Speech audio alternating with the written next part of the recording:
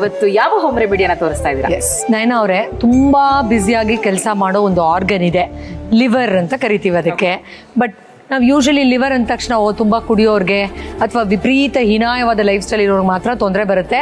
ಅಲ್ಲಿವರೆಗೂ ನಾವೇನು ಅದಕ್ಕೆ ಕೇರ್ ಮಾಡೋದೇ ಬೇಕಾಗಿಲ್ಲ ಅಂತ ಅಂದ್ಕೊಂಡು ನಾವು ಸ್ಕಿನ್ಗೆ, ಹೇರ್ಗೆಲ್ಲ ತುಂಬ ಫೋಕಸ್ ಮಾಡ್ತಿರ್ತೀವಿ. ಆದರೆ ಲಿವರು ತಾನು ಮಾಡೋ ಅಸಂಖ್ಯಾತ ಕೆಲಸಗಳಲ್ಲಿ ಒಂದು ಸ್ವಲ್ಪ ಆದರೂ ಅದು ಡಿಟಾಕ್ಸ್ ಮಾಡೋ ಕೆಪಾಸಿಟಿ ಆದರೂ ಕಮ್ಮಿ ಆಗಿಬಿಟ್ರು ಸಾಕಷ್ಟು ಪ್ರಾಬ್ಲಮ್ಗಳು ಬರುತ್ತೆ. ಅದು ಹೆಣ್ಮಗು ಆಗಿರಲಿ ಅಥವಾ ಗಂಡಸರಾಗಿರಲಿ.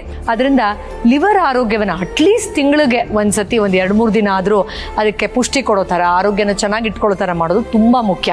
ಸೊ ಅದರ ಆರೋಗ್ಯವನ್ನು ಇನ್ನೂ ಚೆನ್ನಾಗಿ ಮಾಡೋದಕ್ಕೆ ನಾನಿವತ್ತೊಂದು ಬೀಟ್ರೂಟ್ ಟೀ ಹೇಳ್ಕೊಡ್ತಾ ಇದ್ದೀನಿ. ಓಕೆ, ಸೊ ಬೀಟ್ರೂಟ್ ಟೀಗೆ ಬೇಕಾಗಿರುವಂತಹ ಸಾಮಗ್ರಿಗಳು.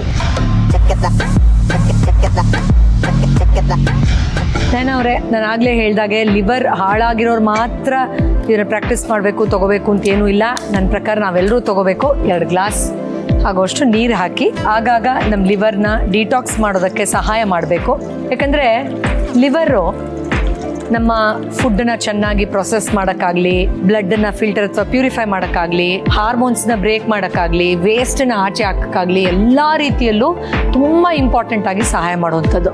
ಸೊ ಇದಕ್ಕೆ ನಾವು 2 ಸ್ಪೂನಷ್ಟು ಫೆನಲ್ ಸೀಡ್ಸ್ ಅಂದರೆ ಸೋಂಫನ್ನು ಹಾಕ್ತಾ ಇದ್ದೀವಿ.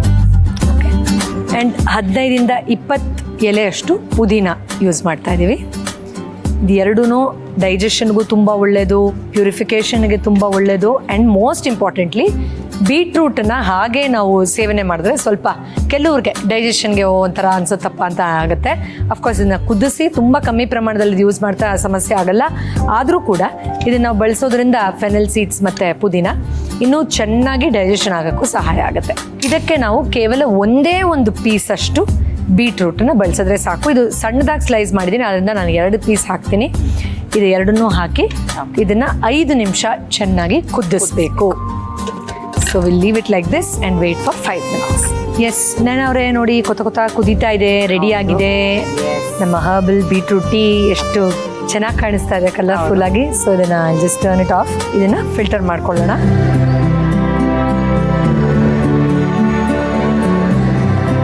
ತಣ್ಣಗಾಗಿದೆ ಆಲ್ಮೋಸ್ಟ್, ಅಂದರೆ ಉಗುರು ಬೆಚ್ಚಗಿದೆ. ಈಗ ಇದಕ್ಕೆ 1 ಸ್ಪೂನಷ್ಟು ಜೇನುತುಪ್ಪ ಸೇರಿಸ್ತಾ ಇದ್ದೀನಿ. ಅವರೇ, ನಿಮಗೋಸ್ಕರ ಸ್ಪೆಷಲ್ ಹರ್ಬಲ್ ಬೀಟ್ರೂಟ್ ಟೀ, ನಿಮ್ಮ ಲಿವರ್ನ ಡಿಟಾಕ್ಸ್ ಮಾಡಿ ಓವರ್ ಆಲ್ ಹೆಲ್ತ್ಗೆ ಕಾಂಟ್ರಿಬ್ಯೂಟ್ ಮಾಡುವಂತಹ ಒಂದು ಟೀ ಇದು. ಓಕೆ, ಸೊ ನೋಡೋದಲ್ಲ, ಇವತ್ತು ನಿಮ್ಮ ಲಿವರ್ ಡಿಟಾಕ್ಸ್ ಆಗೋದಕ್ಕೆ ಒಂದು ಒಳ್ಳೆ ರೆಮಿಡಿಯನ್ನು ಹೇಳ್ಕೊಡು ನಮ್ಮ ಡಾಕ್ಟ್ರು. ಸೊ ರೆಡಿ ಇದೆ ಇವತ್ತಿನ ನಮ್ಮ ಬೀಟ್ರೂಟ್ ಟೀ.